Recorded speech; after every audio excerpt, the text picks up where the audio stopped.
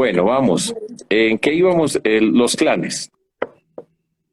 Entonces, lo primero que usted tiene que hacer para que los clanes no hagan lo que hacen, que es básicamente robarse las posibilidades del desarrollo en cada lugar, pues lo primero que tiene que hacer es no elegir clanes.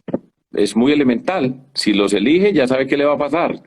Y entonces en cada lugar ya sabe cómo va el tema de los clanes y qué pasa con ellos. Y tampoco les recomiendo lo siguiente, no haga política con los de los clanes.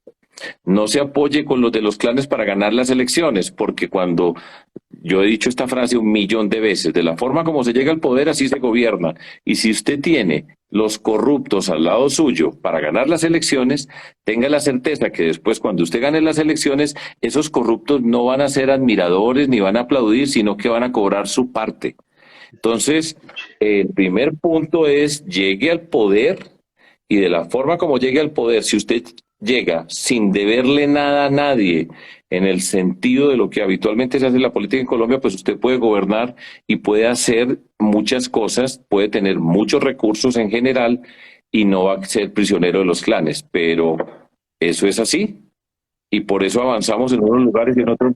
Pero si los clanes ya están elegidos, por ejemplo, ya uno sabe en qué región manda quién y son los dueños de tal. Entonces llega el profesor, llega de presidente ahí y ya esos clanes existentes ahí. O sea, Claro, eso usted, cómo, el presidente cómo es puede el Sí, hacer maní algo, ahí. o sea, el presidente puede, pregunto porque obviamente soy ignorante en el tema de derechos y demás, pero el sí. presidente Exacto, puede exacto. llegar y decir, mire, Preguntamos por eso. esta gente les podemos hacer esto, podemos sacar una ley, podemos buscar la forma de, o ya no se puede hacer nada. Lo pongo en términos prácticos. El presidente, pues en principio, si un alcalde está elegido y es integrante de un clan político, pues allá fue elegido y ese es el alcalde y el presidente, porque le guste o no le guste, no lo puede sacar ni lo puede remover. Pero voy a explicar cómo he trabajado yo y cómo trabajaba con clanes o sin clanes, independientemente de la afiliación política. Eh, y lo pongo como un ejemplo. Gobernador. El gobierno de un departamento como Antioquia son 125 municipios. 125 municipios, de los cuales 120 alcaldes estaban en contra mía en las elecciones que yo gané como gobernador. Entonces, en el esquema habitual de la política, se asumía que si usted no es amigo del gobernador, pues entonces a usted no lo van a beneficiar, no le van a llegar recursos y no va a tener posibilidades. ¿Qué hice yo? Yo les dije, con todos tengo que trabajar. Esto no es que yo trabaje solamente con alcaldes que son amigos míos, porque hubiera trabajado con 5, no más de 125, pero con cada uno nosotros hicimos el programa de acuerdos municipales y cada municipio sabía cuántos recursos de la gobernación había.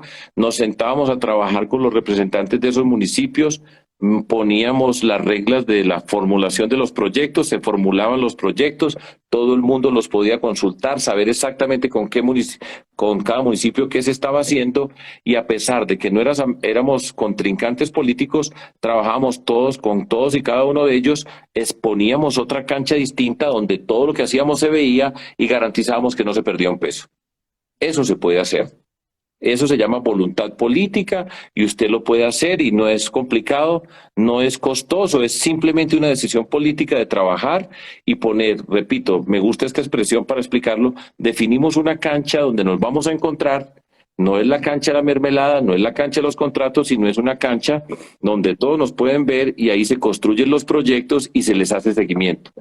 Eso se puede hacer y así se puede gobernar y no tiene ningún misterio, más allá de que haya voluntad política para no robarse la plata, no para favorecer a unos en particular, sino poner a funcionar el gobierno. Esas cosas se pueden hacer en nuestro país. Necesito buscar un cargador porque este no me está sirviendo. Santiago, te doy paso un Gracias, momentico Adriana. mientras cojo Muy el cargador amable. aquí. Don Sergio, tengo dos preguntitas, ya que entre tarde. ¿Listo? Bueno, La primera es, todo eso que usted acaba de decir, todo eso es muy bonito. ¿Eso se puede hacer en 4 años? Y la segunda es, ¿Cree usted, tiene alguna idea de reformar la pensión o va a seguir como va? ¿Tiene alguna propuesta de otro candidato que le guste o cuál es su propuesta frente al tema de las pensiones en Colombia? Muchas gracias. Sí, sí, Santiago. Primero, todo esto que estoy diciendo, esto se demora un mes. Hacer una forma, esta es la forma de gobernar. Yo estoy diciendo, los vamos a convocar a todos, nos vamos a encontrar en este territorio, estas son las reglas de juego, vamos a encontrarnos de esta manera, actuamos así, se construyen los proyectos, cada proyecto tiene responsable, hay un seguimiento, todos los proyectos se pueden ver, eso es simplemente una forma de organizar un esquema de trabajo, que es el que permite que se avance. Que no vaya a ser que un año de aprendizaje. Pues yo no necesito porque yo ya he gobernado. Y modestia aparte, bastante destacado. Entonces, pues eso no será para mí, pero digamos pues que si uno sabe a qué va, tiene claro cuáles son los principios, cuáles son los objetivos que está buscando, todo este tipo de cosas arrancan y arrancan rápido. Nosotros tenemos un reto político muy grande y es demostrar que en 4 años somos capaces de hacer una cantidad de cosas que llevamos toda la vida esperando a que un gobierno diferente pueda gobernar y muestre, porque ese es el reto. Ustedes son diferentes, muy bien, ahora van a gobernar, entonces demuestren pues a ver qué es lo que tienen siendo diferentes y habiendo reclamado que querían cambiar. Y eso es de lo más difícil, porque gobernar es muy difícil. Eso es que a ustedes les toca muy de para arriba, además. Venga, durísimo, durísimo. Venga, Sergio. Pero bueno, y el Congreso, voy para todo eso, y cómo quedó el Congreso, ¿cómo se hace ahí? Yo tengo una forma de hacerlo que creo profundamente en ella y es la siguiente. Las personas que están en el Congreso quedaron elegidas, vengan de donde vengan, ¿sí?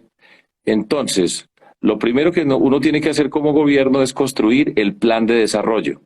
El plan de desarrollo es pasar todas esas ideas que dijo durante la campaña, las tiene que convertir en una ruta de trabajo que va a cumplir, que va a guiarlo durante los 4 años que va a gobernar.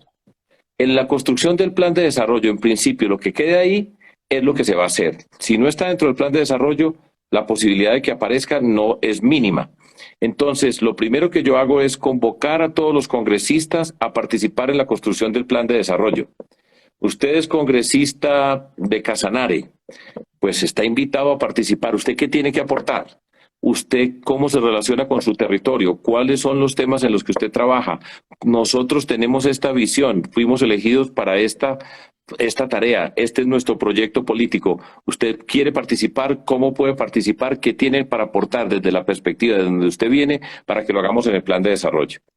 Esa conversación suena de marciano. Hay Claro. unas bellezas que llevan 1000 años en el Congreso y no Bueno. les ha interesado participar en nada. La Les ventaja es que gustan estoy seguro los que escándalos. Y es así. No, Manguito no está, pero sí hay muchos que no han hablado nada y que se la han ganado muy fácil. Pero, Es que yo soy fan de Manguito. pero, Julián está Yo soy fan de obsesionado con Manguito. Manguito. Yo soy fan de Manguito. Yo estoy obsesionado. No hay Él está problema. obsesionado con Manguito. eso no es problema. Pero cuando estamos hablando de construir, pues lo estamos invitando a que participe. Y hay algo que nosotros, la mayoría de las personas, reaccionamos de manera positiva y es cuando se nos reconoce y se nos respeta. Y lo estoy convocando a que trabajemos. Le estoy diciendo, usted viene de Sagún, ¿sí? Entonces quiere aportar para Sagún, bien, ¿sí? Pero cambiamos, repito, tengan esto en mente, cambiamos la cancha y les encontrémonos aquí. Y les aseguro, por mi experiencia personal y mi convicción, Tiró un buen pase, el profe Hombre, tiró un buen pase ahora. en todo caso, así es como se avanza y así es como se construye. ¿Qué hay para mí? Usted participa, tiene reconocimiento, vamos a trabajar de manera conjunta y lo voy a reconocer y respetar y resaltar. Pero no hay ni un puesto ni un contrato para usted. Ese es el punto. Y Bueno, esa es la bueno, regla. Una de las cosas. Pero faltan lo de las pensiones. Entonces Sí, no. las pensiones de Julián, por favor. Sí, por favor, disculpe. Santiago. Un pedacito, digo pues un pedacito de las pensiones, Santiago. Y es lo siguiente. Nosotros, observen lo siguiente, de cada 4 personas mayores de 65 años en Colombia, 4, solamente una tiene pensión. Eso significa que tuvo algún tipo de trabajo formal, completó unas semanas, cumplió ciertos requisitos y tiene una pensión. Pero hay 3 que no tienen pensión. Es decir, básicamente la gran mayoría de ellos está indefensa como adultos mayores. Yo ya soy un adulto mayor, yo tengo 65 años. Entonces, para las personas que tienen esa edad y no tienen ningún tipo de ingreso, nosotros vamos a darles un subsidio económico de 500.000 pesos mensuales. Eso es pues poco para ustedes, pero mucho para la mayoría de adultos mayores, donde hoy hay un programa que tienen un ingreso de 80.000 pesos mensuales para los viejitos, pues para decirlo en esos términos, ¿sí? Y vamos a pasarlos a 500.000 pesos mensuales. Eso tiene un costo alto en Colombia. Les doy unas cifras, esos son cerca de 3.6 millones de personas. Ese programa cuesta 18 billones de pesos al año y nosotros lo concebimos dentro de un programa que es un programa para los adultos mayores, que no es solamente el subsidio económico, sino ampliar sus posibilidades de desarrollo como personas en términos culturales, los programas de salud especiales para los adultos mayores diseñados con las EPS, repito, la cultura como parte de una vida integral para las personas adultas mayores, poderse educar, continuar educándose o algunos ser mentores por su conocimiento y su experiencia. Y ese es un programa que nosotros tenemos en mente y ese no es una pensión, pero está asociado con el mundo de las pensiones porque son esas personas que no tuvieron la oportunidad de tener el trabajo formal que quisiéramos que todas las personas tuvieran para poder tener una pensión. Esa es una componente de ese programa. Y las otras dos componentes son las siguientes, Santiago. Para personas hasta 2 salarios mínimos, todos cotizan en el sistema público Colpensiones. Hasta 2 salarios mínimos. Eso hoy serían 2 millones de pesos. ¿Sí? Y después, por encima de los 2 millones de pesos, lo que tenga de sueldo va a los fondos de pensiones. De esa manera, tenemos un sistema mixto donde no hay una competencia entre el de los fondos privados y el sistema público. Están complementados los unos con los otros.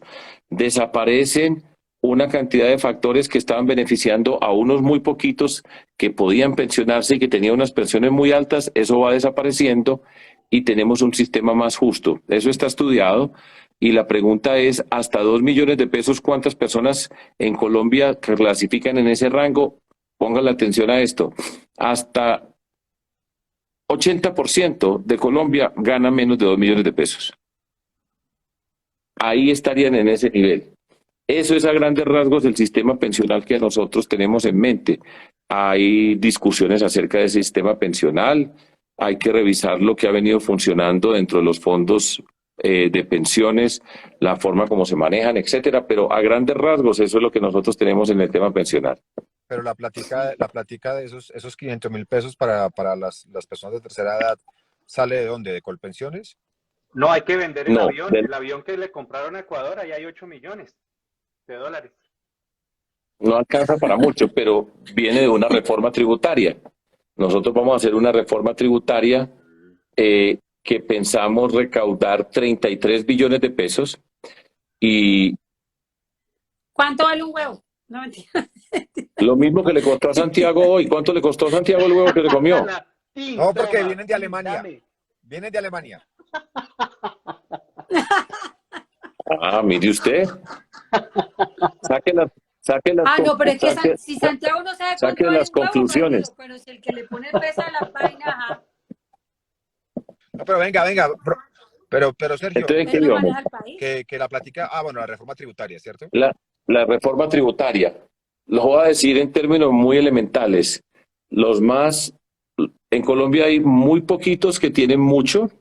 Ustedes hacen parte de ese grupo. Hacemos parte, digamos. Bueno. Y hay muchos que tienen pueden ser artistas y lo que sea, pero ¿qué hacemos, pues? No, sí. Pues si no se reconocen ahí, entonces sí estamos jodidos. Entonces hay unos muy poquitos que tienen mucho y esos muy poquitos que tienen mucho van a tener que pagar más en Colombia. Y la razón para eso es, pues, la siguiente.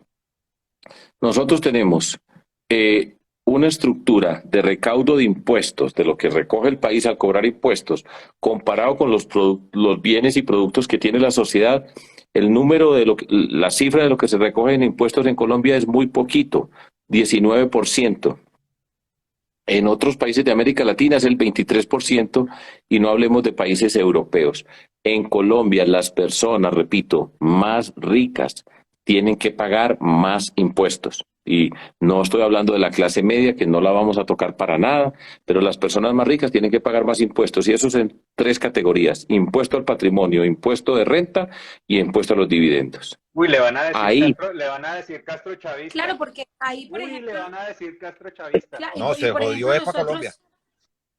nosotros sí nos reconocemos en un grupo de personas, digamos, privilegiadas en ciertas cosas, pero claro. pagamos todos los impuestos. Pero esa gente que de verdad tiene mucho Hay, dinero no paga impuestos. que Esa le es la van a- realidad de Le van a Colombia. caer duro. Entre más van a rica, caer hay duro a unos EPA que menos por quiere eso pagar. hay una componente que se llama, todas estas propuestas de las que estamos hablando así están en mi página, que es sergiofajardotodopegado.co. Ahí encuentran propuestas y está explicado cómo vamos a... ¿Por qué le ¿Ah? gusta También Sergio Castro Fajardo chavista. todo pegado? Porque eso sí.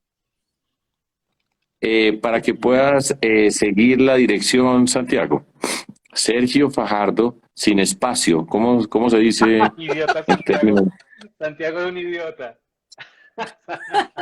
Muy bobo. Es un bobo, pero por eso es que no a nos veces lo metemos al relevamos el principio, programa. Sergio, porque Profe, es que yo le nos voy a hace hacer una pasar vergüenza. propuesta. Pero está bien.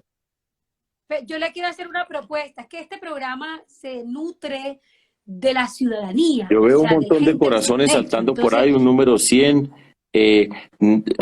Hay uno que está llorando, pero pueden poner lo que quieran, claro, y a mí, pues voy a poner claro, los ya sé, comentarios, y pero yo puedo adivinar unos cuantos que me van a decir si quieren hacemos un concurso, pero denle pues, pongan los comentarios que quieran, las preguntas que quieran, no hay problema. vamos a ponerlo. Preguntas. O sea, aquí la idea es que la pase bien y todo, pero Todo tan tampoco, suave. pues, Todo tan mejor suave. dicho, Aquí están no, escribiendo. pues que es Colombia, Aquí están ni que fuera escribiendo. pues Suiza. Le voy a leer uno. A ver, ¿Qué opina? pues. Espera un momentico, Juli. Espera, vamos a poner un reto. ¿Cuántos disposividentes necesitamos, ¿Para qué? Santiago? Llega para abrir los comentarios. ¿Cuántos estamos ya? ¿Llegamos a cuánto? 4.613. ¿Cuántos? Listo, estamos en ya, 4.978. Vamos a 5.000. 5.000 ya. Diga un número 5.000, para ver. 5.000. Llegamos a 5.000 casi. Listo, ábralo. No, pero ya está Ábralo. 5.014. Ay, no, qué Ábralo paila que se esa nos va. gente. Ábralo Yo que se iba a nos va a decir dormir 6.000, el una vaina maestro así. ahí de madrugar mañana. Y mañana te Es van a cierto. hacer otro. Claro. Ay, 5.500, 5.500. No, que se nos Juguemos, va, somos unos profe, bobos, ¿qué ¿verdad? hacemos? No, Que el no estoy profe hasta no se pasando va. contento, ya se me están quitando los nervios. ¿Viste? Esos, ¿viste? Mire, Oiga, profe, ¿y usted 5.100 le va para para bolas allá, a las encuestas o 5.500. no? Dele 5.000. Depende. ¿Si gana o qué? Exacto, solo me gustan las que yo gano. Entonces nunca gano, pero es que como yo soy hincha del Medellín, Santiago, pues para que pasemos a otro terreno, como yo soy hincha del Medellín, entonces eso no es problema. Claro, está acostumbrado a tener que a sufrir cada año, diciendo, este año sí, Eso. este año sí. Exactamente. Sí. Bueno, nuestros disposividentes están en casi 5.200. Uy, 5.212. Niños, si suben a 5.500, abren Ay, los Dios comentarios ya. Sí. Ya. Sí, 5.250. Oiga, ¿Viste? Esta vaina es. ¿cómo es que se llama? Sergio, Don Sergio. Fajardo. Sí. Hola, y la gente, Diga. la gente porque anda diciendo, oiga, la gente es muy chismosa. La gente diciendo ¿De verdad? que usted es que se va a liar con Rodolfo. Qué bobada eso, ¿no? Sí, hombre, qué pereza, hombre. Qué bobada. Pero tiene que responder, mijo, porque si no va a quedar como que sí. Pues yo ya respondí, es que usted me debería seguir en el Twitter. No, yo lo sigo, pero Bueno, pues la gente no lo sigue. Hay gente que uno pregunta es para que la gente se entere, ¿no? Yo soy un tipo muy informado. ya. Ah, por fin entendí. 5.330. Bueno, gracias, Santiago. No, yo no me voy a unir con Rodolfo. Y Sí, no me voy a unir con el Rodolfo. Los invito a ustedes, que yo estoy seguro que están indecisos con su voto y después de esta conversación van a cambiar, van a votar por mí. Voten por el candidato que necesita Colombia, Sergio Fajardo, con la fórmula vicepresidencial Luis Gilberto Murillo. En la primera vuelta le ganamos a Fico y en la segunda a Petro. Ese es el proyecto político. ¿Cómo le parece? ¿Cómo le parece que con este cierre tenemos Se subió eso. 5.000? Ese rating se subió así de una vez. Venga, déjeme Ahí se me hacerle. entraron Nadie un subió. montón de ¿Ya? petristas, entraron furiosos a darme rejo. Dele pues, a ver, mándelos. Yo quiero hacer esta pregunta. Es que Listo. esta me Ay, llegó, Dios mío, tengo esta me miedo. llegó por interno y es 5.600. fue que si ha madre. visto la serie Matarife y si la ha visto, ¿qué opina?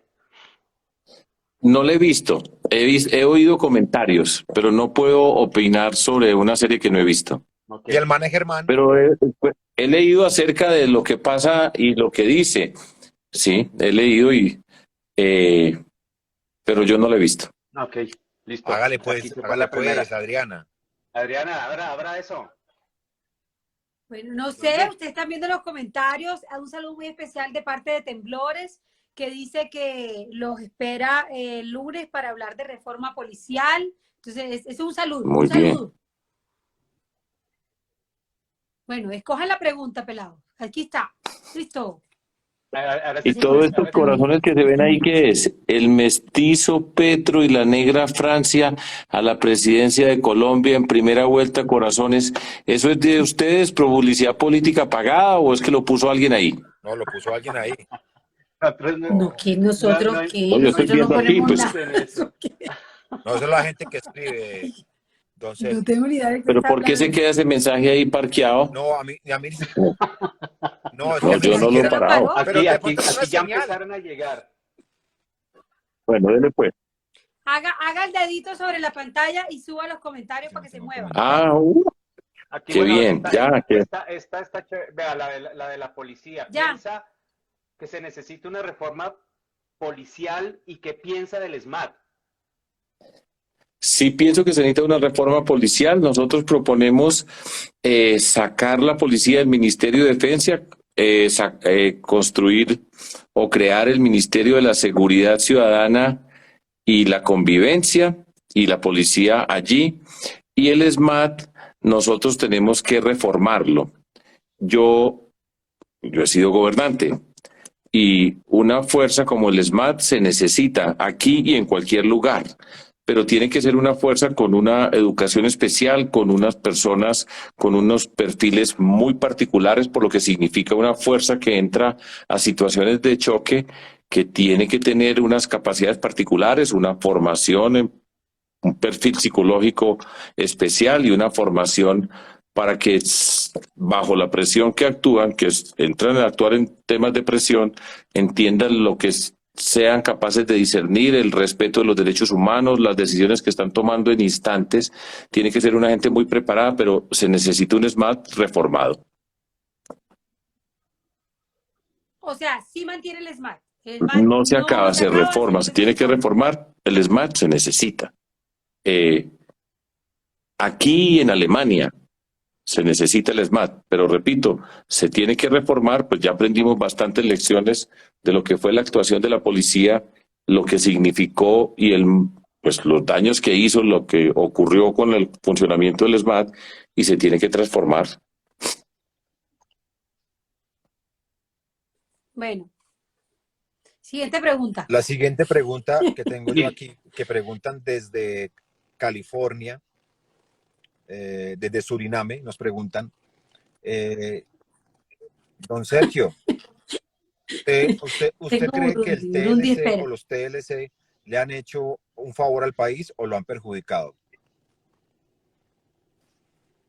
Yo creo que los TLCs tenemos que revisar. El principio era establecer unas relaciones con diferentes países o diferentes zonas para intercambiar productos. Yo creo que Colombia no se ha beneficiado de los TLCs, que se tienen que revisar en qué condiciones están, qué ha pasado con ellos y mirar las nuevas condiciones, porque yo creo que este concepto de mundo globalizado, que es donde originalmente aparecen los TLCs, es un concepto que ya ha cambiado sensiblemente y los tenemos que revisar para saber precisamente qué tanto beneficio nos han rendido a nosotros, qué beneficios podemos tener y renegociarlos si es del caso, dependiendo de las condiciones, pero eso habría que mirarlo uno por uno. Pero eso se puede, perdón la ignorancia, ¿eso se puede renegociar un TLC?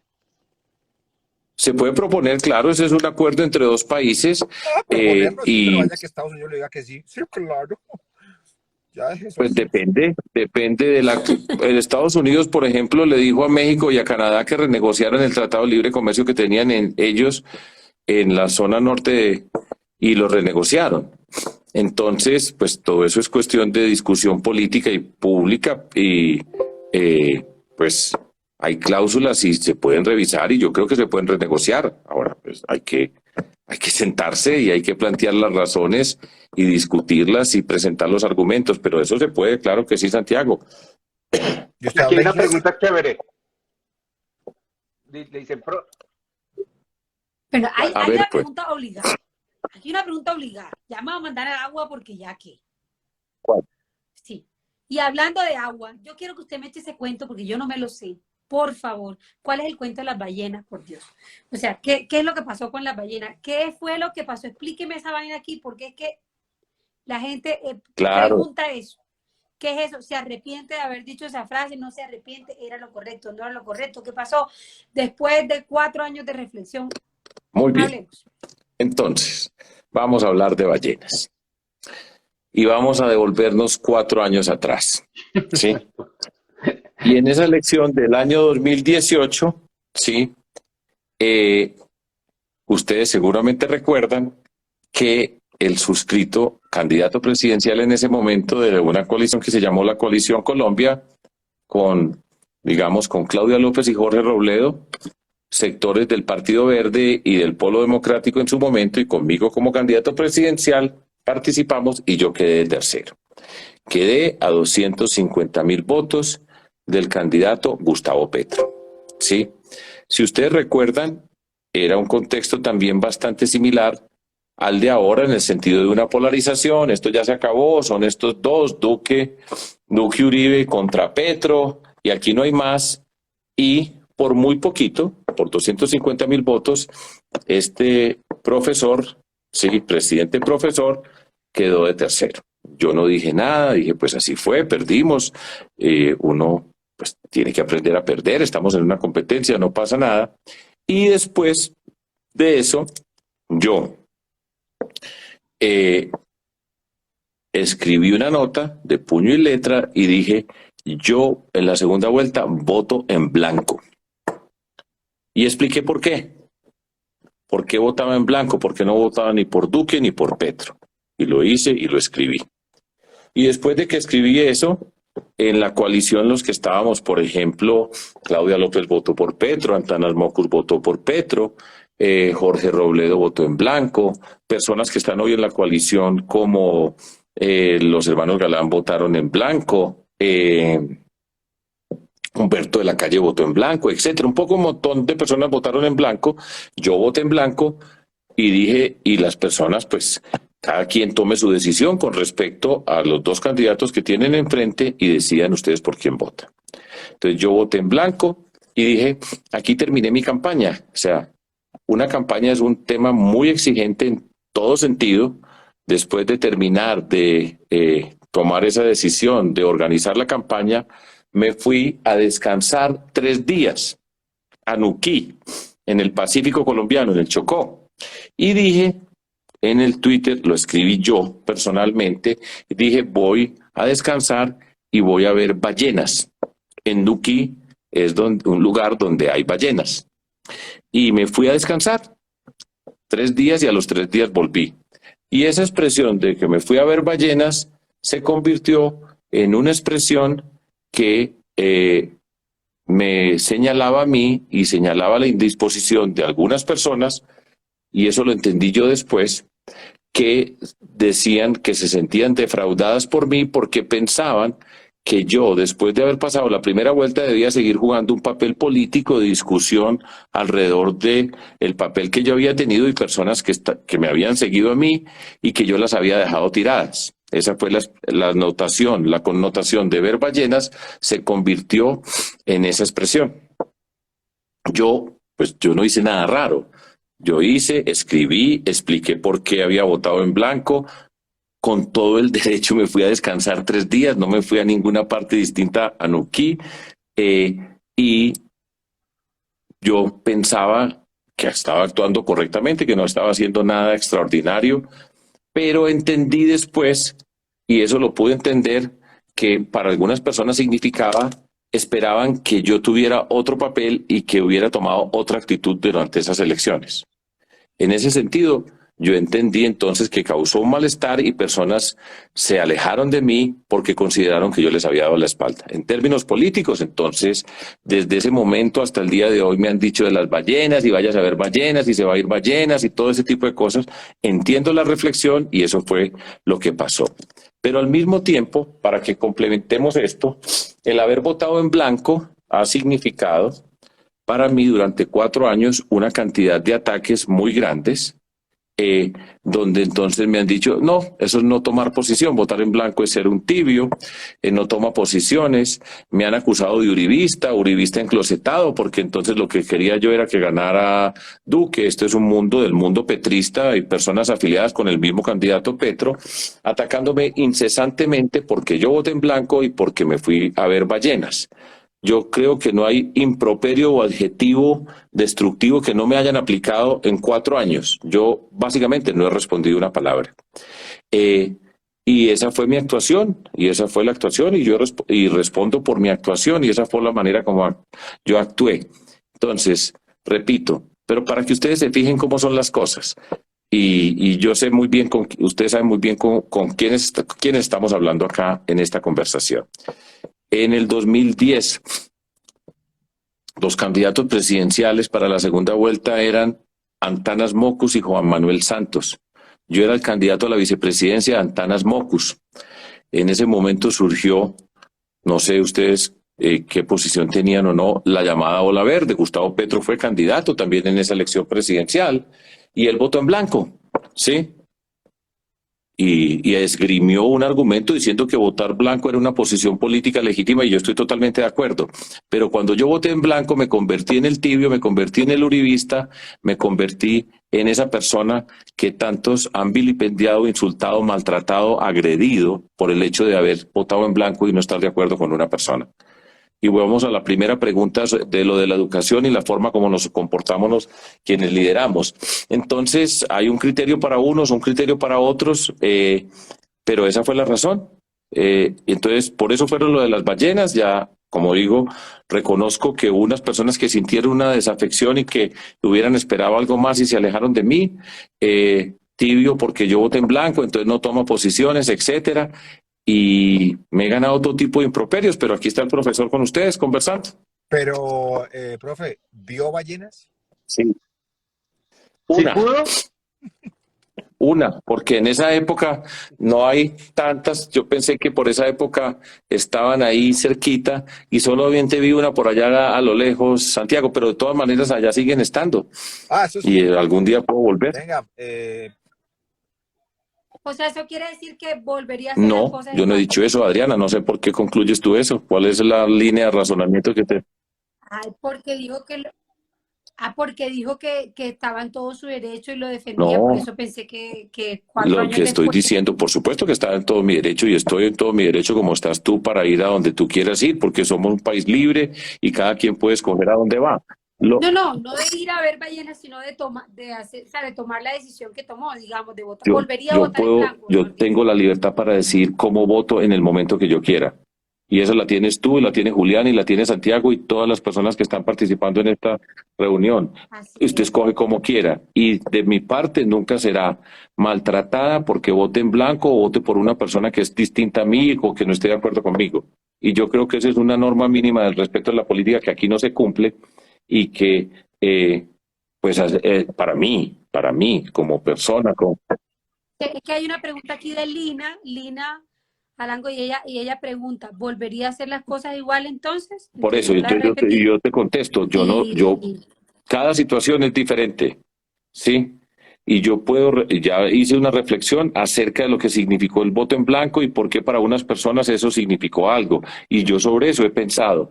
y tengo también la libertad hoy, como la tuve hace 4 años y espero tenerla hasta que me muera, de tomar mis decisiones de acuerdo a mi criterio personal, a la forma como yo me entienda, pero eso no solamente lo quiero para mí, sino para cualquiera, ¿sí? Y nunca será agredido por parte mía alguien que vote por alguien que yo no creo o porque no quiero o porque es diferente a mí. Eso es lo que yo pienso. Ahora, ya veremos.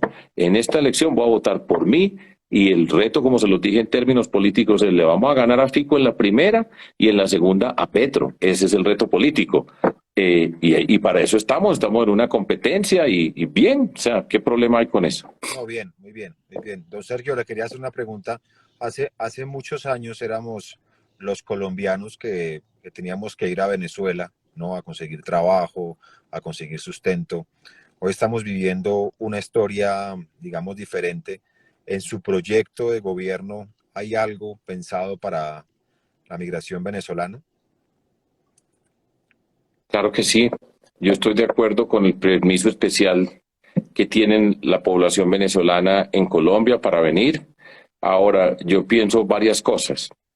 Pues una, yo creo que ha habido, pues este gobierno, yo creo que es un muy mal gobierno, en eso pues estoy seguro que los tres sí nos ponemos de acuerdo rápido. O incluso los 5.000. Los 5.967, mire que estoy viendo allá arriba el número ya. Casi 6.000 personas. ¿Eso es Mira, bueno o un es beso. malo o son muy poquitos para usted, para la audiencia de ustedes que tienen millones de televidentes, Es un éxito, audiencia? profe, es un éxito. Ah, bueno. A las 10:30 de la noche, o sea, mucha gente, no dicho, Sí, sí, 6.000 sí. gente, Bueno. o sea, Está muy bien. un amigo mío que se iba a dormir porque está a las 4:30, Tranquila, que estoy haciendo un esfuerzo extraordinario aquí a la edad mía. Mire, es que yo tengo 65 años, yo a esta edad ya debería estar acostado.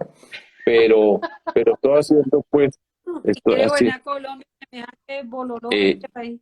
Pero bueno, entonces, estábamos hablando de Venezuela, estaba diciendo que me parece bien el permiso, estaba diciendo que este gobierno es una fatalidad en todo sentido, en particular en las relaciones exteriores, pero voy y toco un punto rápido. Yo creo que nosotros tenemos que buscar establecer canales de comunicación con el gobierno venezolano lo más pronto posible. Canales de comunicación significa que empezar a buscar transformar la manera como están las relaciones en este momento en nuestro país con Venezuela, abrir los consulados colombianos en Venezuela, los consulados venezolanos acá en Colombia para atender a sus poblaciones, abrir de inmediato el paso por los puentes en la ciudad de Cúcuta y empezar a establecer y discutir acerca de la seguridad que tenemos en la frontera. Yo creo que necesitamos ir en un proceso de recuperación de confianza, a ver cómo podemos avanzar en establecer unas relaciones diferentes. Yo creo y espero que el proceso de negociación que se inició en Ciudad de México con el apoyo de los Estados Unidos y unos países europeos del gobierno venezolano con la oposición, pues termine en que puedan llegar a ponerse de acuerdo para tener unas elecciones libres, democráticas, donde participe la oposición y los mismos que están en el gobierno que puedan participar para que eventualmente se vayan normalizando todas las relaciones. Y en ese contexto puede haber también la posibilidad de que venezolanos quieran regresar a su país. Si nosotros empezamos a establecer este tipo de relaciones y cambiar esa dinámica, eso es lo que yo pienso. Ya Estados Unidos hoy levantó unas sanciones, ¿no? Unas sanciones contra Venezuela. Sí. Eso es un paso muy Eso es una valiente, lección. ¿o no? Sí, y es una lección muy grande para, pues este gobierno ya se fue sin aprender, pero es que las relaciones exteriores no es para tomarse foto con los amigos, es para tramitar diferencias. De Y acuerdo. los Estados Unidos, pues lo primero que aquí hace poquito, hace 2, 3 meses, mandaron al segundo de la Cancillería, de la Secretaría de Estado, que se fuera a Venezuela a sentarse con Maduro y los tienen sancionados, pero ellos tienen sus intereses y saben, y no es como el nuestro, pues que pensó que con un concierto del lado de acá de Cúcuta, diciéndole a Maduro que tenía las horas contadas, se iba a caer de allá. Pero bueno, eso fue dentro del año de aprendizaje, Santiago. Es que tener que hablarla con Guaidó. Es que, ay, Exacto. Ese sí se cayó. En fin. Aquí hay una, puedo hacerle Bueno, mire, aquí hay una usted que me una dice- última, pues, para que me da pena con el profesor. Hombre. Sí, da pena, da pena. Están hablando, ahora, pena, Dios, sí. me acaba de pasar la ley de Murphy, estaba buscándola, la tenía aquí lista, aquí está. No, no, no, porfa, Que la está inventando. profe, ¿qué va a hacer para que se acabe la tercerización en la contratación de personal de salud con las mal llamadas cooperativas que violan los derechos del trabajo, o eso va a seguir igual? No, no va a seguir igual. Eso es un reto que tenemos nosotros y que precisamente la pandemia nos dejó como lección. Y es la forma de contratación del personal de salud. Y está pues la tercerización, donde tiene una contratación precaria, con unos contratos temporales, con una contratación que no se corresponde, con la responsabilidad para empezar de del mundo, las personas del mundo de la salud. Y eso lo tenemos que revisar y eso, pues eso obliga a sentarse con los hospitales, con las EPS, con todo ese mundo para revisar cómo están contratando y de qué forma se deben contratar las personas para dar una estabilidad, para que tengan un trabajo decente y un empleo digno en un sector estratégico para nosotros como es la salud. Eso se tiene que revisar, pero esa es una de las cosas que quedó a la vista en el marco de la pandemia. Sí, qué locura eso, de verdad. Profe, de verdad, muchas Bueno, gracias. ¿ustedes me están despachando a mí o qué? ¿O me debo ir? No, lo que usted No, diga, No, profe, no, porque ya no, aquí, no, aquí pues están no. Pues. preguntando no, de fracking. no, pero yo debo decir algo. No, yo voy a decir algo. Yo primero voy a mandar un saludo muy especial a Pilar, tan divina, la fregué, la molesté, mucho, la más intensa. Muchas gracias, muy linda. Y ella, cuando yo le dije 10 de la noche, uy, no, 10:30, uy, no, peor. 11, uy, fatal, porque es que el profe madruga mucho y entonces yo debo, no, muchas Sí, gracias. qué De por verdad la que muchas gracias Si trasnochada. quiere, por Gracias. si aguantarme. quiere me pueden hacer otra pregunta, Santiago. Claro que sí, aquí Desde la tarde, desde la capital. de Transmilenio. Aquí preguntan por No fracking fracking, y no al preguntan fracking. No, ya por dijo que no al drogas. fracking, sí al proceso de paz, Drogas, la legalización de la droga, droga. reformación del SMAT. ¿Qué más, profe? ¿Cómo es como para despedirnos? Porque a uno siempre como actor le preguntan y le dicen, oiga, Santiago, ¿por qué la gente no se puede perder su novela o su serie? Y uno siempre dice cualquier bobada. Entonces, para responder, ¿por qué la gente debe votar por Fajardo? Es que pregunta tan buena, hombre. Es que yo soy Pues muy muy bueno. sencillo, evidente, evidente. Nunca la Sí, habían hecho. pero bueno, por la siguiente razón. Nuestro país, Colombia, va a cambiar. Colombia, una descripción rápida de cómo veo yo a Colombia es, Colombia tiene rabia, Colombia tiene miedo, Colombia está muy molesta, está inconforme, indignada. Esa Colombia está en una situación muy difícil. El estallido social fue una expresión profunda de todo eso que estoy señalando, de un país con unas desigualdades, con una pobreza, con unas cifras de desempleo grandísimas. Ese país que tiene esas circunstancias va a cambiar. De eso yo no tengo la menor duda. Y va a cambiar significa que no va a continuar por el camino de Duque, de Uribe y de Fico, que es el que dijo Uribe para el 2022 con el maquillaje correspondiente para esta temporada. ¿Sí? Ahora la pregunta es, ¿cuál cambio? ¿Cuál cambio quiere Colombia? Y entonces hay un cambio, está asociado con la figura de Gustavo Petro, el pacto histórico, y hay otro cambio que es el que yo represento en nombre de la coalición Centro Esperanza, que ese es el nombre que tiene nuestra coalición, que es un cambio distinto, es un cambio que tiene unas características, esa es la forma como yo lo describo aquí en cualquier lugar donde hablo cuando me hacen esta pregunta, es un cambio que está preparado para luchar contra la corrupción, es un cambio que quiere hacer de la educación el conocimiento eje de la transformación, que tiene la capacidad para enfrentar esos problemas de las desigualdades, de la miseria, del hambre, para construir la red de protección social, para cuidar a nuestras personas en las condiciones más precarias, pero al mismo tiempo tiene la capacidad para avanzar en la respuesta a ese mundo joven, a esos jóvenes que estudian pero no tienen trabajo, para luchar y trabajar por la igualdad de las mujeres, para hacer el cambio ambiental que se necesita en nuestro país y que es un cambio que sabe construir, que sabe transformar, que sabe sacar lo mejor de la gente. Esa es la forma como yo me defino, ese es el cambio que yo quiero liderar para Colombia y quiero ser presidente de nuestro país. Está asociado, por supuesto, con mi experiencia, con la ruta que yo he seguido en la vida, cómo he sido como gobernante y espero ser el presidente de Colombia. Es por eso. Hay una pregunta que no quiero dejar de hacer porque se ha repetido mucho y por interno también me lo hicieron mucho.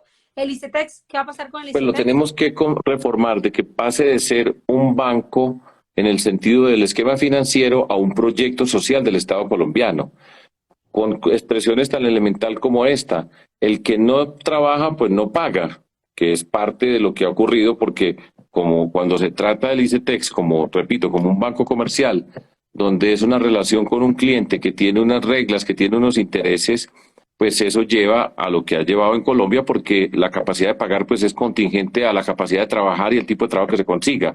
Pero si no tiene ese trabajo, ¿cómo hace para pagar la persona? Entonces tiene que pasar por una reforma de esa naturaleza. Repito, pasa de ser un esquema financiero a un proyecto social, y dentro de todo eso tenemos la posibilidad de abrir otra serie de capacidades y acciones para el ICETEX, como becas, fundaciones, un montón de otras alternativas que se pueden hacer en Colombia. Muy bien. Otra. No, A profe, ver, le voy a Julián. preguntar, usted cómo es de Yo buen sigo maestro, acá. usted cómo es de buen profesor, ¿usted fue el que le enseñó a dividir a Ingrid? No, ella llegó sabida.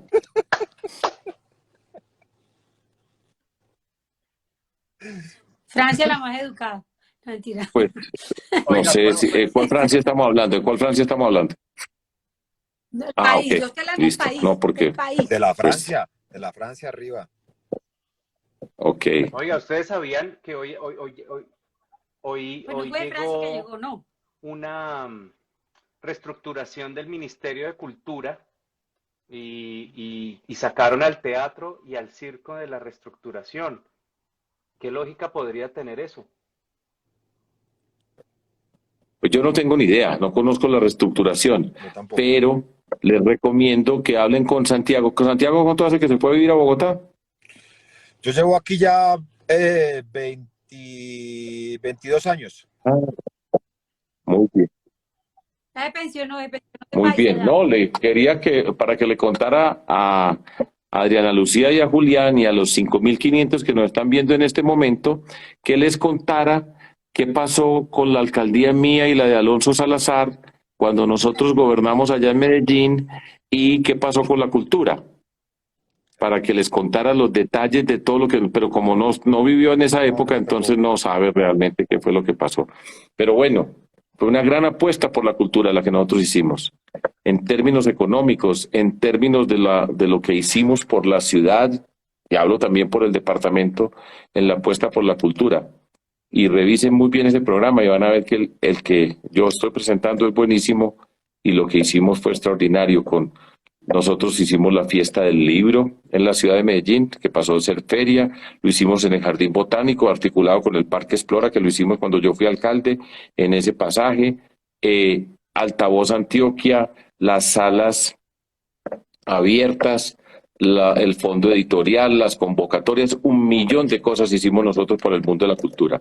Entonces, independientemente de la afiliación política, si ustedes ven lo que nosotros hicimos, estoy seguro que les gustaría mucho. Bueno, entonces ya pues los dejo para que hablen entre ustedes y para que pase. Bueno, yo tengo una pregunta y con esta me quiero cerrar porque ya, dicho, ya estoy abusando.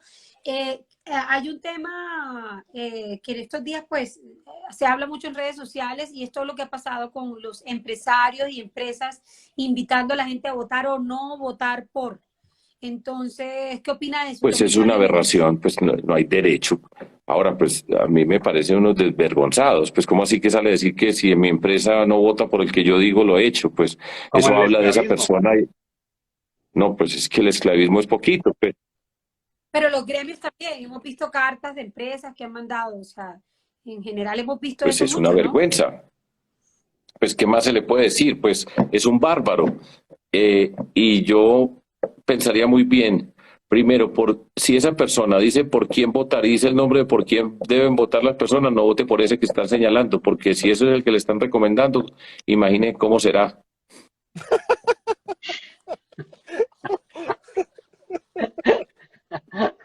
Pínteme esa. Bueno, muchísimas gracias por habernos acompañado. No, yo debo darle gracias por este espacio. La verdad, nunca habíamos tenido este espacio. Siempre invitamos gente como que no está en campaña y eso fue como un acuerdo que hicimos nosotros De en las redacción. reuniones de esta, en nuestras juntas de redacción. Siempre lo pensamos así, pero sí creemos que es un momento trascendental del país. Como creemos que ha sido estos últimos años, lo queremos hacer con respeto, como lo dijo Julia al principio. Sé que estos espacios de debate y quiero que la gente que nos está viendo, a la que amamos y respetamos y son el motivo de esto, yo quité los comentarios no porque quería silenciar ni nada de eso, sino para podernos concentrar, porque empieza ahí la mamadera gallo y el insulto, la vaina, y queremos hacer de este espacio algo diferente. Para eso están los debates, para pelear, para las redes. Nosotros queríamos era escucharlos, escucharles, y digo escucharles porque usted es el primero, pero vendrán más. Y aquí los vamos a tener y esperemos que ustedes también se conecten. De verdad, gracias a la montonón de gente que Sí, hasta ahora Sergio, está muchas gracias por el A tiempo. ustedes también. Muchas gracias. De verdad que nosotros sabemos que la agenda de ustedes en campaña es una locura y que haya sacado esta ya casi 2 horas, perdón, más o menos, casi 1 hora y pico larga. Se lo agradecemos infinitamente y a la gente que se conectó y a Santiago, gracias por llegar. No, muchas gracias. Seguimos transmitiendo desde la capital, Sergio, muy amable, Y ¿verdad? Muchas gracias por... sí, Santiago tiene el cinturón de seguridad puesto hace 2 horas ahí sentado. Yo no sé qué es lo que está esperando. No, es que la Ese verdad man es está que, manejando a Cartagena, está llegando a Magallanes ya. la verdad es que como estamos en el país, hay que andar con el cinturón puesto. Uno no sabe. Y yo que no uso cinturón. Bueno, Hágale, listo, nada. pues. Despídase como quiera, como le dé la gana, este espacio como quiera. Les voy a contar, yo soy muy poco gracioso, pues, y tengo muy pocas gracias, pero les voy a contar un chiste, ya que me dijo eso y a estas horas, pues que yo tengo un sobrino, mi hermano, pues con su esposa. Entonces cuando mi papá y mi mamá iban a visitarlos, a almorzar a la casa de ellos, entonces mi cuñada siempre le decía al sobrinito, despídase de los abuelos, despídase de los abuelos. Y siempre le estaba diciendo eso al niño, y un día el niño se despide y le dice, bueno, despídase de los abuelos, y mira a mi papá y a mi mamá, este peladito, y les dice, chao, huevones. Bueno, hasta luego. Así les dijo el muchachito. Entonces, bueno, pues mire qué tiro el que nos dice reír a los tres. Qué bueno. Chao, chao, chao, chao, chao, chao. Inesperado, Gracias. ya va, inesperado Qué triste. totalmente. Sí, Dios mío, qué lo que hace pena. este programa Vaya, Bueno, si ahora. quieren, mi papá y mi mamá no están vivos para que no les cuenten eso. No, ya no se puede No, no, arrepentir ya. de nada. Ya Listo. no puede arrepentir. Gracias, don Chao. Sergio. Chao, gracias. Gracias. Hasta luego. Un beso.